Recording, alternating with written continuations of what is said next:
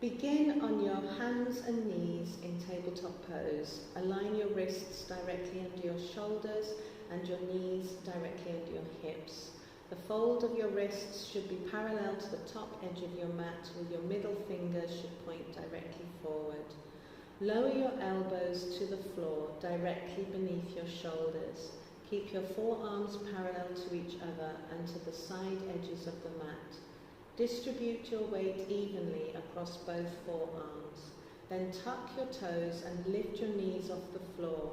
Reach your pelvis up towards the ceiling and draw your sitting bones to the wall behind you.